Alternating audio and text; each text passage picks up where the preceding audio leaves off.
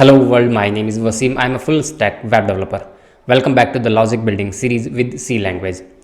आज हमारे सामने जो प्रॉब्लम स्टेटमेंट है उसमें अगेन काफ़ी सारी कंडीशंस लगने वाली है और काफ़ी सारे हमें अर्थमेटिक ऑपरेशंस भी करने हैं। ठीक है, तो ज़्यादा टाइम वेस्ट नहीं करते, सबसे पहले हम प्रॉब्लम स्टेटमेंट को पढ़ते हैं और समझते हैं कि करना क्या है हमें। ओके, तो प्रॉब्लम कुछ इस तरीके से, write a program in C to calculate and print the electricity bill of a given customer. ठीक है भाई, the customer ID, name, unit consumed by the user should be taken from keyboard and display the total amount to pay to the customer, the charge are as follows. मतलब ये यहाँ तक हमने ये समझा कि कस्टमर की हमें बेसिक डिटेल लेनी है, ID, नाम और यूनिट जितना उसने कंज्यूम किया है, यूज़र से ही इनपुट करवाएंगे, वो डायरेक्ट प्रिंट कर देंगे। ठीक है, जो बेसिक डिटेलिंग ली, बट जो प्राइस है उसका चार्जेस हमें कैलकुलेट करना है, वो आगे है। तो चार्जेस कुछ इस तरीके से कैलकुलेट होंगे, यूनिट चार्ज पर यूनिट। अगर यूनिट अप टू 199 है, मतलब अगर 199 तक यूनिट है तो जो चार्ज लगेगा वो 1.20 पर यूनिट लगेगा। ठीक है, मतलब कह सकते हैं ₹1.20। अगर यूनिट 200 से ज़्यादा है, 200 and about but less than 400, मतलब 200 से 400 के बीच में, तो जो पर यूनिट कॉस्ट होगी वो होगी 1.50। ठीक है, समझ में आ गया। बट अगर आपकी यूनिट जो है वो 400 and about but less than 600, मतलब आपकी यूनिट 400 से 600 के बीच में, तो आपकी यूनिट कॉस्ट जाएगी 1.80, मतलब एक यूनिट का 1.80। ठीक है भाई, अगर आपके यूनिट जो हैं वो 600 से ज़्यादा हैं, 600 and above, then unit cost जाएगी ₹2 पर यूनिट। ठीक है, इतना हमें समझ में आ चुका है कि हम यूज़र की बेसिक डिटेल लेंगे और हम यूनिट भी लेंगे। अब अगर यूनिट इन चारों में से किसी एक नंबर के बीच में आता है तो उसके अकॉर्डिंग हम पर्टिकुलर चार्ज पर यूनिट निकालेंगे और आगे फाइनल ग्रोस टोटल निकालेंगे। ठीक है, यहाँ तक भी हमें क्लियर है। अब आगे हम समझते हैं, if bill exceed ₹400 then surcharge of 15% will be charged. मतलब ये कि अगर जो बिलिंग प्राइस है वो ₹400 से ज़्यादा जाता है तो उस चार्ज के अंदर आपको 15% का सर चार्ज भी इंक्लूड करना है। ठीक है, समझ गए। And the minimum bill should be of ₹100। Last में ये बोल दिया कि अगर कुछ भी ट्रू नहीं होता, मतलब ये कि मिनिमम वैल्यू जो है बिल की वो ₹100 तो होनी ही चाहिए। डजेंट मैटर क्या यूनिट है, कितने यूनिट है, कितनी कॉस्ट वैल्यू है, मतलब चार्जेस पर यूनिट है, मिनिमम वैल्यू जो है बिल की वो ₹100 तो होनी ही चाहिए। ठीक है, ठीक है, आई बिलीव हमारे सामने प्रॉब्लम स्टेटमेंट क्लियर है। अब हम इसको समझते हैं कि हम कैसे करेंगे। सबसे पहले तो देखो, हमें कस्टमर की डिटेल्स के लिए क्या क्या चाहिए वो समझते हैं।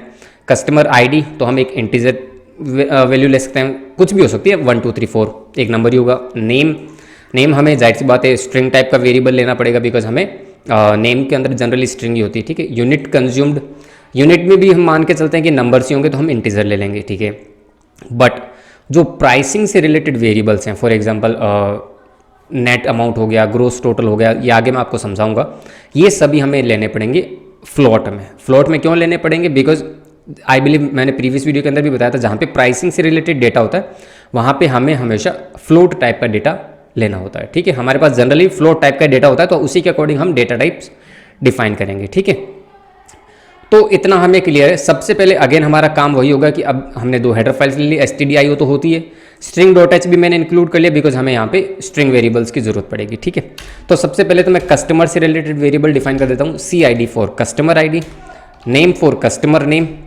And unit for units. ठीक है, जो चार्जेस होंगे उस जिस पे हम चार्ज कैलकुलेट करने वाले हैं। ठीक है, उसके बाद हम फ्लोट टाइप में लेंगे। फॉर एग्जाम्पल सबसे पहले तो होगा क्या, हमें बेसिक चार्ज कैलकुलेट करना है, तो चार्ज के लिए मैं फॉर एग्जांपल वेरिएबल ले लेता हूँ यहाँ पे नॉर्मल सा चार्ज पर यूनिट कर देते हैं।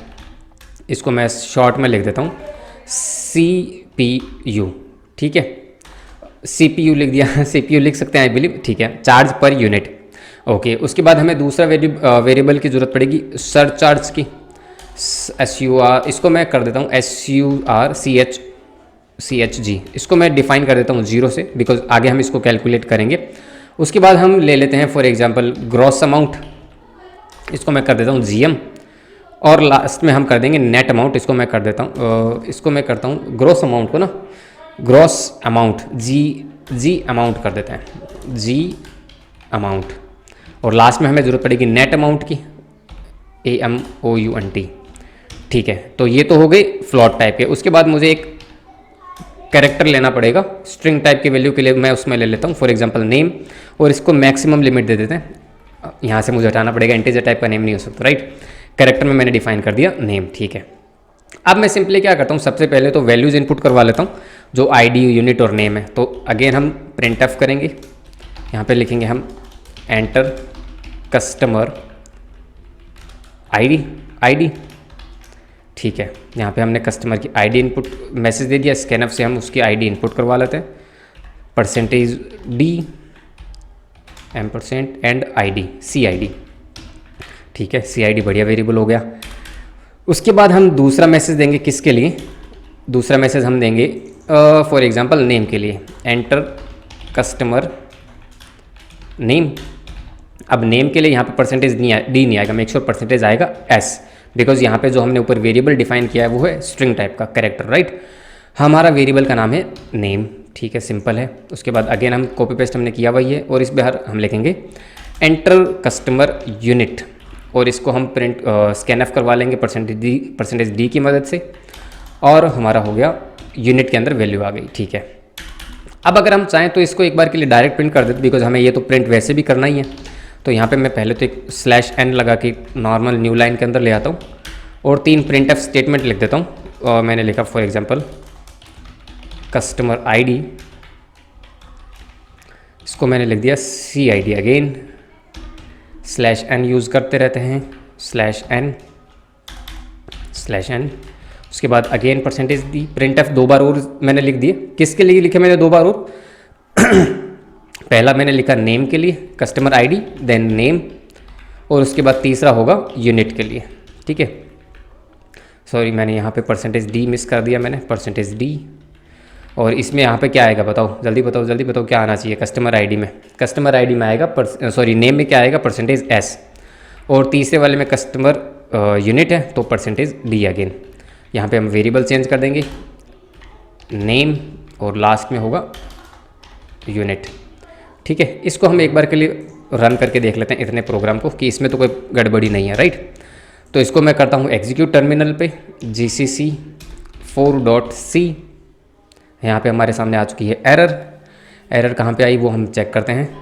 एरर आ रही है हमारे नेम वाले वेरिएबल में, तो नेम वाली वेरिएबल में हमें यहाँ से % वाला जो साइन है वो हटाना पड़ेगा। इस बार मैंने लिखा GCC.4.c एंड A.out। सबसे पहले enter customer ID, for example मैंने डाला 101, एंटर कस्टमर नेम मैंने फॉर एग्जांपल डाल दिया Wasim, customer unit for example 150। तो हमारे सामने तीनों की तीनों वैल्यूज़ प्रिंट हो चुकी है, customer ID 101, customer name Wasim, customer unit 150, ठीक है। ये हमारे साथ सही चल रहा है। अब इसको हम प्रोग्राम को आगे बढ़ाते हैं। अब हम क्या करते हैं, जो भी प्रिंट स्टेटमेंट हमने लिखे हैं तीनों, उसके ऊपर आते हैं और यहाँ पे हमारी सारी कैलकुलेशन वाला पार्ट परफॉर्म करेंगे, ठीक है। सबसे पहला काम हमारा है, हमें एक CPU निकालना। CPU means cost per unit, वो कैलकुलेट करनी है, उसके बाद ही आगे का काम हो पाएगा, राइट। तो कॉस्ट पर यूनिट की हमारे सामने कंडीशन है। सबसे पहली कंडीशन से अप टू 199, तो हमें ये चेक करना है कि 199 है या 200 से 400 के बीच में है, 400 से 600 के बीच में है, या फिर 600 से ज़्यादा है। बेसिकली हमारे सामने 4 से 5 कंडीशन है, राइट। तो सबसे पहली कंडीशन हमारी आएगी, अगेन रिलेशन ये, तो हमें नंबर्स के साथ ही मैनिपुलेट करना है। तो हम इफ़ के अंदर लिखेंगे अगर आपकी यूनिट लेस देन है 199, सिंपल, तो यहाँ पे आपकी CPU क्या हो जानी चाहिए? CPU हो जानी चाहिए 1.20। आई बिलीव यही डिफाइन है ऊपर। CPU अगर 199 से लेस अप टू 199 है तो आपकी कॉस्ट क्या हो जाएगी? 1.20। तो यहाँ पे हमें सिर्फ लेस देन नहीं, less than is equals to भी लगाना पड़ेगा, ठीक है। तो CPU के अंदर हमने क्या ले लिया? 1.20 डिफाइन कर दिया, ठीक है भाई। अगर ये कंडीशन ट्रू होती है तो CPU आ जाएगा 1.20, और आगे हम हमारी कैलकुलेशन कर लेंगे। बट अगर कंडीशन फॉल्स हो जाती तो हमें दूसरी कंडीशन लगानी पड़ेगी, एल्स इफ यूनिट प्राइस अगर ग्रेटर देन है 200, या फिर मतलब 200 से 400 के बीच वाली है, आई बिलीव 200 से 400 के बीच में है, तो हमें चेक करना पड़ेगा दो नंबर्स के साथ 200 से 400 के बीच में। तो हम क्या चेक करेंगे? Unit is greater than is equals to 200 and लगाएंगे क्योंकि 2 नंबर के बीच में हमें चेक करना है, और unit less than is equals to है 400। यहाँ पे हम इक्वल्स टू क्यों लगा रहे हैं, क्योंकि 200 से 400 के बीच का बोला है, ठीक है। आई बिलीव आगे वाली जो वैल्यूज है वो 400 से 600 है, तो कोई बात नहीं, हम यहाँ पे जो less than is equals to करेंगे, ठीक है, और ग्रेटर देन इक्वल टू रहेगा। इस केस में हमारी CPU क्या चली जाएगी, इस केस में हमारी CPU है 1.50 आई बिलीव, जितना मुझे याद है। हम अगेन ऊपर जाके देख लेते हैं, ठीक है। अगर ये भी कंडीशन फॉल्स हो जाती है तो अगेन हमारा एक और एल्स इफ स्टेटमेंट आएगा, और उस केस में हम क्या चेक करेंगे, अगर ग्रेटर देन इक्वल्स टू है 400 बट लेस देन है 600, मतलब 400 से 600 के बीच में है, तो आपकी जो कॉस्ट प्राइस है CPU है कॉस्ट पर यूनिट वो होगी 1.80। लास्ट में हमारी कंडीशन है कि अगर आपकी यूनिट जो है वो 600 से ज़्यादा है तो आपकी जो CPU है कॉस्ट पर यूनिट है वो हो जाएगी 2 रुपीज़, राइट। तो उस केस में हम कंडीशन लगाने की हमें ज़रूरत नहीं है, हम डायरेक्ट क्या लिख सकते हैं, CPU कर सकते हैं डिफाइन इज इक्वल्स टू 2.0, ठीक है। तो CPU हमारी आ गई 2.00, ठीक है। तो हमारे पास CPU की वैल्यू तो आ चुकी है, इन चारों में से कोई ना कोई एक कंडीशन ट्रू होगी और CPU की वैल्यू आ जाएगी कॉस्ट पर यूनिट। बट अभी तक हमारे पास ग्रोस प्राइस नहीं आया। अब हमें ग्रोस जो हमारा ये है जी अमाउंट, सरचार्ज और नेट अमाउंट, ये सब कैलकुलेट करना है, राइट। ये सब हम कैलकुलेट करेंगे अब आगे। सबसे पहले हम क्या कैलकुलेट करेंगे, हम कैलकुलेट करेंगे ग्रोस अमाउंट। तो ग्रोस अमाउंट मैंने लिखा G amount is equals to, simple सा मल्टीप्लाई करना, जो भी आपके यूनिट हैं उसको आपको मल्टीप्लाई कर देना है CPU से, दैट्स इट। तो ये आपके पास क्या आ जाएगा, ग्रोस प्राइस। फॉर एग्जांपल अगर आपके पास यूनिट है 100, तो जो भी आपकी कॉस्ट आएगी यहाँ पे आपकी 100 के केस में आपकी कौन सी, सॉरी यहाँ पे मैंने गलत जगह लिख दिया, इफ़ के बाद में लिखना था, जितने भी इफ्स हैं। यूनिट आपके मान लेते हैं 100, तो हम मान के चलते हैं हमारी ये वाली कंडीशन ट्रू होगी, तो यहाँ पे 100 यूनिट आ जाएगा और CPU में क्या आ जाएगा 1.20। तो फॉर एग्जांपल ये क्या मल्टीप्लाई हो जाएगा, 100 इंटू 1.20 से मल्टीप्लीकेशन हो जाएगी, राइट। तो उस तरीके से हमारे पास आ जाएगा ग्रोस अमाउंट। ग्रोस अमाउंट आने के बाद में हमें ये भी चेक करना है, हमारे जैसे हमारे सामने एक और कंडीशन है, इफ़ द बिल, कौन सी वाली स्टेटमेंट थी, ये रही, if the bill exceed ₹400 then a surcharge of 15% will be charged. मतलब ये कि अगर ग्रोस अमाउंट जो है वो 400 से ज़्यादा हो जाता है, ठीक है, 400 से अगर ज़्यादा हो जाता है तो आप वहाँ पे 15% का सरचार्ज बोल दो, चाहे टैक्स बोल दो, कुछ भी बोल दो, वो भी आपको पे करना पड़ेगा, ठीक है। तो अगेन यहाँ पे एक इफ़ कंडीशन आएगी, अगेन हमें नंबर्स के साथ ही मैनिपुलेट करना है, नंबर्स के साथ ही रिलेशन चेक करना है। तो मैं यहाँ पे चेक करूँगा, अगर ग्रोस अमाउंट ग्रेटर देन 300 है तो यहाँ पर आके मुझे एक सरचार्ज के अमाउंट भी कैलकुलेट करना है। तो यहाँ पे आ जाएगा सरचार्ज, मैंने वेरिएबल ऊपर डिफाइन किया हुआ है 0 से। अब किसी भी अमाउंट का 15% अगर आपको कैलकुलेट करना होता है तो हम कुछ इस तरीके से करते हैं, जो भी आपका अमाउंट होता है उसको डिवाइड करते हैं 100 से और मल्टीप्लाई कर देते हैं जो भी परसेंटेज आपको निकालना है, राइट। तो इसको मैं एक ब्रैकेट के अंदर ले लेता हूँ, तो इससे क्या हो जाएगा, हमारे पास आ जाएगा हमारा सरचार्ज। अब फॉर एग्जांपल मान लेते हैं हमारे ग्रोस अमाउंट है हमारे पास इतना 1000, उसको हम डिवाइड करेंगे 100 से और उसका 15% निकाल लेंगे, तो जो भी वैल्यू आपके पास आएगी वो इसके अंदर आ जाएगी सरचार्ज के अंदर, ठीक है। तो ये हो गया हमारा सरचार्ज। अब हमारे पास 2 वैल्यूज आ चुकी हैं, एक है ग्रोस अमाउंट, एक हो गया सरचार्ज। अब हम कैलकुलेट करेंगे net amount. Net amount generally क्या होता है, नेट अमाउंट मतलब ये कि जितने भी टाइप के टैक्सेस हैं वो सब आपके आइटम्स के टोटल में जोड़ के एक नेट अमाउंट बनता है, ठीक है। तो नेट अमाउंट का हमने वेरिएबल ऊपर डिफाइन किया हुआ एन अमाउंट करके, एन अमाउंट, इसके अंदर हम क्या करेंगे, जी अमाउंट प्लस सरचार्ज को ऐड कर देंगे। अब सरचार्ज अगर आपको याद है मैंने ऊपर यहाँ पे 0 से डिफाइन किया था, राइट। 0 से क्यों डिफाइन किया था कि अगर ये कंडीशन हमारी नहीं चलती तो वो डायरेक्ट 0 प्लस कर देगा, और किसी भी नंबर के अंदर 0 जोड़ना मतलब कुछ भी नहीं, राइट। तो इसीलिए मैंने वहाँ पे 0 से डिफाइन किया, और हमें ये पता है कि ये कंडीशन तभी ट्रू होगी जब हमारा जो ग्रोस अमाउंट है वो 300 से ज़्यादा जाएगा, ओके। तो हमारे पास सरचार्ज आ जाएगा, सरचार्ज अगर कुछ नहीं होगा तो वो 0 पड़ा रहेगा। तो अब हमारे पास आ चुका है नेट अमाउंट, ठीक है भाई। आई बिलीव इतना आपको समझ में आ गया। अब जितने भी वैल्यूज़ हमारे पास आई हैं, जितने भी फिगर्स हमारे पास आए हैं, उसको हम डायरेक्ट प्रिंट कर देते हैं। मैंने यहाँ पे लिखा प्रिंट एफ, कस्टमर नेम तक का डेटा हम प्रिंट कर ही चुके हैं। अब हम लिखते हैं सबसे पहले तो क्या लिखते हैं, यूनिट, कॉस्ट पर यूनिट लिखते हैं, cost per unit. Cost per unit हमारी क्या लगी, परसेंटेज, हमने कॉस्ट पर यूनिट लिया था फ्लॉट में, राइट। तो हम यहाँ लिखेंगे percentage F CPU। Cost per unit के बाद हम क्या प्रिंट करेंगे, हमारे पास क्या आया था, ग्रोस अमाउंट आया था, ठीक है। अब यहाँ पे हम लिखेंगे ग्रोस अमाउंट, ये भी हमारे पास फ्लॉट में था तो हम यहाँ लिख देते हैं जी अमाउंट, ठीक है। इसके बाद हम क्या लिखेंगे, इसके बाद हम प्रिंट करेंगे हमारा जो सरचार्ज है, सर चार्ज अमाउंट। सरचार्ज का वेरिएबल जो भी था वो आप डायरेक्ट प्रिंट कर देंगे यहाँ पे, ठीक है। सरचार्ज अमाउंट हो गया, जीरो होगा तो जीरो आ जाएगा, दैट्स इट।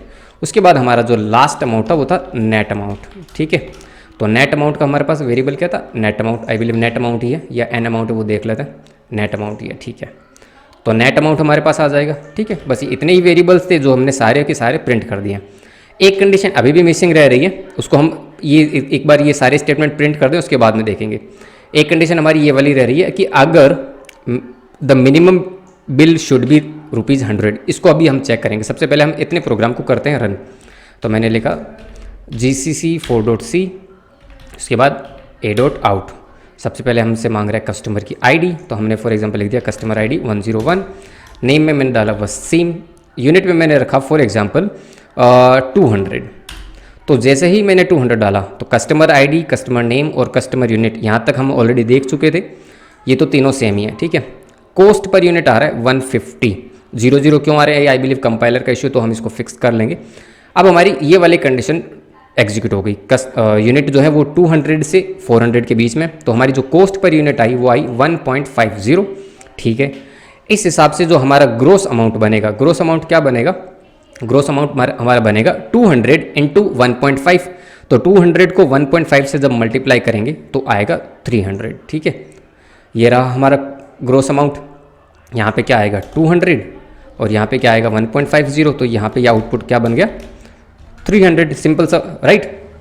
इसके बाद हमने क्या किया था, सरचार्ज को कैलकुलेट किया था। तो सरचार्ज हमारा क्या बनेगा, सरचार्ज हमारा बनेगा 0। क्यों बनेगा, क्योंकि सरचार्ज की जो कंडीशन थी वो सेटिस्फाई नहीं हुई। ग्रोस अमाउंट हमारा 300 ही बना, 300 से ज़्यादा नहीं गया, करेक्ट। तो उस केस में सरचार्ज 0 ही पड़ा अपनी जगह। और नेट अमाउंट क्या बन गया, नेट अमाउंट बना gross charge, gross amount plus surcharge. तो ग्रोस अमाउंट हमारा क्या था 300 प्लस 0, नेट अमाउंट भी हमारा रहा 300 ही, ठीक है। लास्ट में भी हम एक प्रिंट ऑफ डाल देते हैं ताकि जो आउटपुट है वो नेक्स्ट लाइन पे आ जाए। अब इसको हम, हमारी जो नेक्स्ट कंडीशन थी, एक जो कंडीशन बच रही है उसको देख लेते हैं। Minimum bill should be ₹100, right. अगर फॉर एग्जांपल मैं यहाँ पे a.out करता हूँ और हमारे सामने आईडी है 101, नेम है मैंने रखा वसीम, यूनिट में मैंने रख दिया फॉर एग्जांपल 10 ही। तो अब देखो जो कस्टमर यूनिट है, नेट अमाउंट कितना आया, ₹12 आया, राइट। बट ₹12 कोई बिल नहीं होता है, वहाँ पे कंडीशन साफ साफ गिवन है कि अगर मिनिमम वैल्यू जो है वो, मिनिमम बिल जो है वो ₹100 तो आना ही चाहिए किसी भी केस में। तो हमें लास्ट में क्या चेक करना है, हमारा जो नेट अमाउंट है इसको भी चेक करना पड़ेगा कि नेट अमाउंट कितना बन रहा है। अगर नेट अमाउंट ग्रेटर देन 100 है तो हमें उसके अंदर कुछ भी चेंज नहीं करना, मतलब जितना है, जाहिर सी बात, अगर ग्रेटर देन 100 का मतलब क्या हो कि 100 से ज़्यादा ही है तो कुछ चेंज नहीं करना। अगर हमारा नेट अमाउंट 100 से कम है तो उसके अंदर हमें डायरेक्ट 100 पास कर देना, मतलब वो है ना कि इतना तो आपका आएगा ही आएगा, यही कंडीशन है डायरेक्ट। तो अब यहाँ पे हम चेक करेंगे नेट अमाउंट की कैलकुलेशन के बाद कि अगर if net amount less than 100 है तो फिर नेट अमाउंट के अंदर क्या चला जाएगा, डायरेक्ट 100 ही चला जाएगा, सिंपल, और कुछ नहीं है। यहाँ पे सीधा सा दिया हुआ है कि मिनिमम बिल ₹100 तो आएगा ही आएगा आपका, ठीक है। अब इसको करते हैं हम अगेन रन। सबसे पहले मैं इसको करूँगा एग्जीक्यूट, देन a.out। अब मैंने यहाँ पे कस्टमर आईडी रखी 101, नेम में मैंने रखा वसीम, यूनिट मैंने रखा इस बार फॉर एग्जांपल 10। तो 10 रखते ही बाकी की डिटेलिंग आपको पता ही है। कॉस्ट पर यूनिट आएगा 1.20 वाला, बिकॉज यहाँ पे हमारी फर्स्ट वाली कंडीशन ट्रू हो गई, 199 से कम है हमारे यूनिट, ठीक है। तो ग्रोस अमाउंट हमारा क्या आ जाएगा, 1.20 को 10 से मल्टीप्लाई कर दिया तो आ गया ₹12। ₹12 आया, ये वाली कंडीशन हमारी चलेगी नहीं बिकॉज जो ग्रोस अमाउंट है 300 से ज़्यादा नहीं है। तो नेट अमाउंट क्या बन गया, 12 प्लस 0 12 ही बनेगा। अब यहाँ पे आते ही उसको ये कंडीशन मिल गई कि भाई नेट अमाउंट कितना है, 100 से कम है, तो ये लो ₹100, ₹100 तो आपको देने ही पड़ेंगे एनी हाउ। तो ये कंडीशन हमारी ट्रू हो गई, ठीक है। इसको हम करते हैं क्लियर और एक बार इसको और रन करके देखते हैं a.out। अब इस बार मैंने लिखा कस्टमर आईडी 111, नाम मैंने लिख दिया टेस्ट और यूनिट मैंने लिखा फॉर एग्जांपल 350। अब देखो, अब हमारे सामने आया नेट अमाउंट 603। तो ये तीनों लाइन तो आपको पता ही है, कस्टमर नेम वगैरह की जो भी है, ठीक है। मैं थोड़ा सा जूम करके आपको दिखा देता हूँ। तो कस्टमर आईडी थी 111, customer name test, customer unit इस बार है 350। तो कॉस्ट पर यूनिट कौन सी लगी, 150 वाली, ठीक है, 1.50। ग्रोस अमाउंट क्या बना, ₹525। इस बार देखो सरचार्ज अमाउंट आ गया ना हमारे पास 78.75। क्योंकि ग्रोस अमाउंट जो है वो 300 से ज़्यादा हो गया तो सरचार्ज भी इसमें ऐड हो गया 15%। तो इस बार नेट अमाउंट कितना बना, ग्रोस अमाउंट प्लस सरचार्ज 603.75। तो कुछ इस तरीके से ये काम करता है, ठीक है। तो इस तरीके से हमारे सारे लॉजिक्स चल रहे हैं, इस तरीके से हमारी सारी यहाँ पे कंडीशंस चल रही हैं। तो आई बिलीव बहुत सिंपल वे में मैंने एक्सप्लेन करने की कोशिश की है। इस प्रोग्राम को अपने हाथ से ज़रूर निकालना, इसी वे में निकालो तो भी बढ़िया, और यहाँ पे नेस्टेड इफ एल्स लगा लो तो भी बहुत अच्छी बात है, या फिर इन कंडीशंस को थोड़ा मैनिपुलेट कर लो तो भी अच्छी बात है ना। कर सकते हो यहाँ पे डायरेक्ट लेस देन 400 कर सकते हो यूनिट को, यहाँ पे डायरेक्ट लेस देन 600 कर सकते हो, है ना, बिकॉज हमें गिवन कंडीशंस हैं। तो आई बिलीव समझ में आ जाना चाहिए, इसको अपने हाथ से ज़रूर निकालना, खाली देखने से समझ में नहीं आएगा। तो आई बिलीव इतना ही था इस प्रोग्राम के अंदर तो एक्सप्लेन करने को। काफ़ी लॉजिकल प्रोग्राम है, इसमें एक नहीं दो नहीं काफ़ी सारी कंडीशंस लगी है, राइट। तो इस टाइप के प्रोग्राम्स को जरूर करना, ठीक है। जितने ज़्यादा हाथ से निकालोगे उतनी ज़्यादा प्रैक्टिस होगी और उतनी ज़्यादा जो हमारी लॉजिक बिल्डिंग की स्किल है वो डेवलप होगी, ठीक है। चलो फिर मिलते हैं नेक्स्ट वीडियो के अंदर। मेक श्योर चैनल को सब्सक्राइब कर लेना, वीडियो को लाइक कर देना, प्लेलिस्ट को अगर बुकमार्क नहीं किया है, चैनल पर अगर पहली बार आए तो बुकमार्क कर लो, अगर किया हुआ है तो बहुत अच्छी बात है। अपने फ्रेंड्स ग्रुप के साथ भी शेयर कर सकते हो, थोड़ी बहुत उनकी भी मदद हो जाएगी, राइट। अच्छा, मुझसे अगर बातचीत करना चाहते हो तो इंस्टाग्राम और लिंक्डइन पे आ सकते हो, वहाँ पे मुझे फॉलो कर सकते हो, और अगर बातचीत करना चाहते हो तो डीएम कर दो, I will reply you as soon as possible, ठीक है। किसी भी टाइप का कोई क्वेश्चन या फिर क्वेरी हो तो नीचे कमेंट सेक्शन में लिख सकते हो, या फिर तुम चाहते हो कि किसी पर्टिकुलर प्रॉब्लम को मैं सॉल्व करूँ तो वो भी नीचे कमेंट सेक्शन में लिख सकते हो, ठीक है। चलो फिर मिलते हैं नेक्स्ट वीडियो के अंदर, टिल देन बाय बाय।